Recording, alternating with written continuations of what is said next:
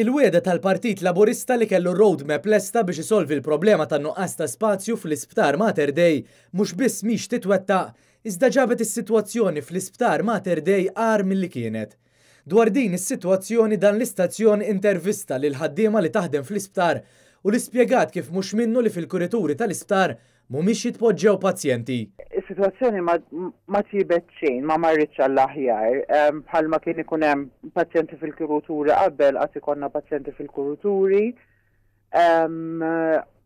Għalina l-infermiera hija kundizzjoni inaċċettabbli għaliex m'hemmx sikurezza la għalina bħala ħaddiema u iktar u iktar għall-pazjenti. Ma din il-problema l-infermier għandhom ukoll nuqqas ta' riżorsi. M'għandniex riżorsi biex naħdmu ġol kuruturi, rridu naraw kif ħanaħdmu, rridu ħabtu aħna wiċċna mal-pazjent li ovvjament jipretendi u għandu kull dritt li ma jiġix kurat f'kurutur għalkemm aħna nagħmlu dak kollu li nistgħu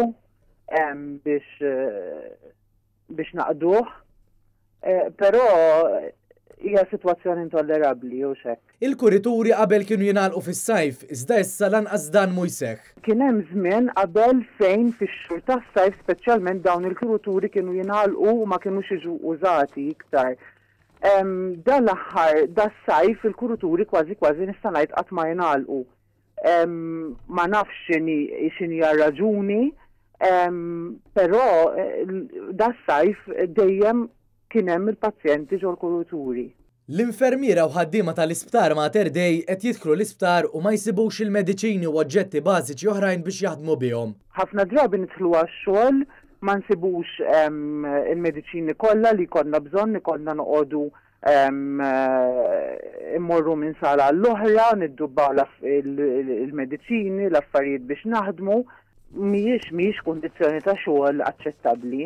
L-infermiera huma konxi mir-responsabiltajiet u l-obbligi tagħhom. Il-pressjoni hija kbira x'inti tħossok ħafna iktar responsabbli għall-pazjent.